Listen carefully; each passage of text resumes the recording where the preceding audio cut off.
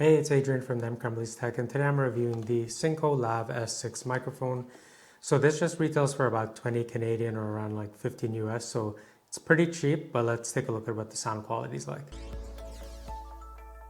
Okay, so in the package you get this carrying case, you get a big wind muff here, two smaller wind muffs, a 3.5 millimeter adapter to 6.3. You get these two LR44 batteries that it works with.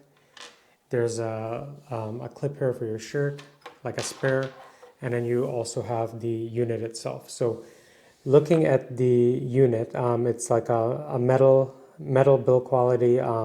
There's a switch here to switch from phone to camera, so you don't have to buy an extra cable. So this will work with phones or cameras. So here's the connection for your phone or camera, and then finally you have the lav unit. So pretty standard size, not too big, and you can just pop in whichever wind muff you want, the big one for outdoors or just the small ones. So in terms of putting the battery, you would just unscrew this here, and you can see right here, that's where you just put in those two batteries. So the next video you hear, all the sound is going to be from the S6 unit. So let's see what that sounds like. Okay, so I'm back, and the audio you're hearing is from the Synco Lav S6. So when I put the battery in, I noticed that it only takes one battery, so they do ship you with a spare. The cable length is about 6 meters long, so I have no problem running it from the camera, under the table, under my shirt, no problem there. There is no power light on the mic body. So you're not going to really know when, the battery is low or anything like that, because there's no indicator light. However, as soon as you plug it in, it's on anyway, as long as there's a battery in there. You just have to make sure the mode is set correctly. So make sure if you're using a camera, it's on camera. If you're using a phone, it's on the phone.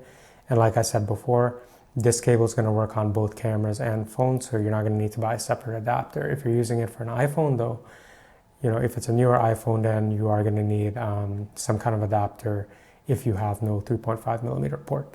But let me know what you guys think of the audio, and I'm just going to stop the video, review the audio, and see what it sounds like myself, and then I'll come back with my conclusion. All right, I'm back. I listened to the audio, and it sounds good for a $20 mic. So if you're just starting on YouTube like me, or you're going to be using your phone for vlogging, it's a great option for the price. I do want to mention though that if you are going to be using this with a phone, keep in mind that a lot of phones, even when you record video and you have something like this plugged in, the phone's app still defaults to using the phone's built-in mic, which is why a lot of people buy stuff like this. They review their video, the audio, and they say, hey, nothing has changed. And the reason is because it's still using the built-in mic. So for Android users specifically, there's an app called Open Camera. So if you go on the App Store, you download that app, it lets you specify the audio source. And that's where you can pick that you want to use the 3.5 millimeter port or whatever you have plugged in. And then you should see a difference. iPhone users, I don't have an iPhone, so I'm not sure what the app is that would do something like that for iPhones.